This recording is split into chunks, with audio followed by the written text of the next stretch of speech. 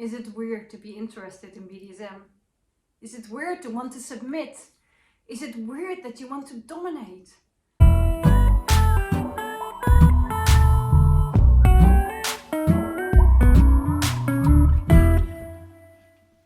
No, it's not weird at all. But the point is that society made it weird, so other people might think you're weird, but other people think you're weird anyway. People think I'm weird to have kids. Other people think that I'm weird to only have 2 kids. People think I'm weird because I got divorced. Other people think that I was weird to get married. People always have an opinion on you. And people for sure think that I'm weird because I'm into BDSM and I'm into power exchange. No, it's not weird. And the good thing is you're not the only one. Especially for men, this is a hard one. To submit and to allow themselves to feel submissive. But it's not weird, you know? Especially when you're having a lot of responsibility in your daily life. It can be so wonderful to just not have to decide on things. To not having to think about what you need to do. To not having to think about whether or not you should do something or not. To make decisions all the time. And it's just wonderful to just like surrender into somebody else's power. To trust someone. Instead of all these people trusting you all the time. So no, it's not weird. It's a wonderful way of experiencing the other side of life. That's how I see it. For dominance, I talked with quite a few dominants that in the beginning they felt really awkward. They felt guilty that they wanted to dominate a woman. That they wanted to be rough. That they wanted to fuck them instead of making love. That they want rough. Well, I can tell you, there are women also like that. Lots of them. And it's one of the biggest fantasies also for women.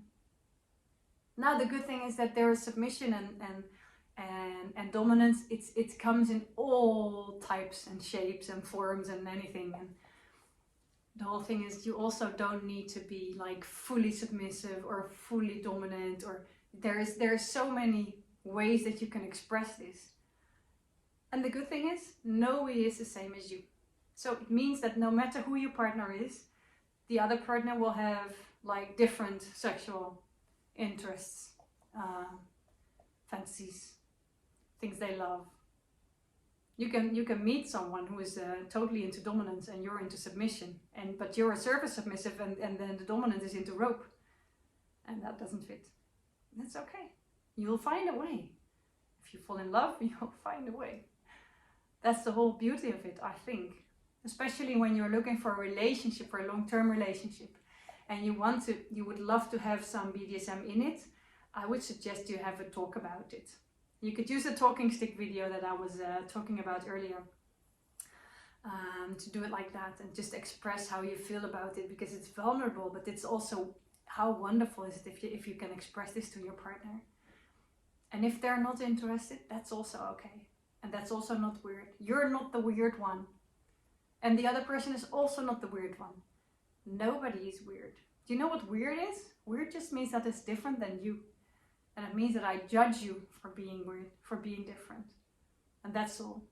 And the good thing is, you don't have to do that. You're the one that can stop that. So if they do, yeah, it's sad. I know. I mean, I was judged a long time, still judged. I mean, I'm in a relationship for 5 years now, and I still can't talk about it. I mean, it's not they know that it exists, my family, but they don't want to talk about it.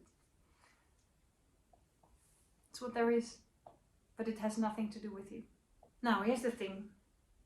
If you think that BDSM is for you and you're worried that you might be weird or might be seen as weird, well, chances are that you are.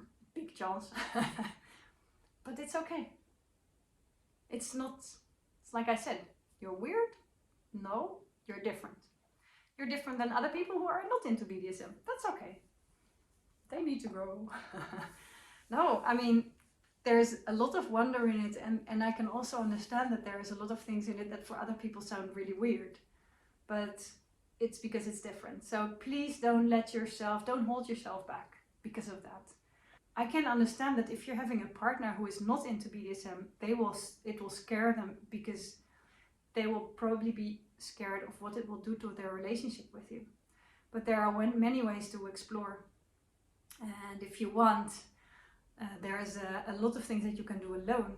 I mean, I created a year program for couples to build up a BDSM relationship, a power exchange relationship, but there's a lot of it that you can do as a solo submissive to find out about your own submission and to experience and to explore, which is wonderful. So if you want to know more about that, just comment below and or send me a message, and I'll tell you more about that. But there's no reason for you to not start exploring in it.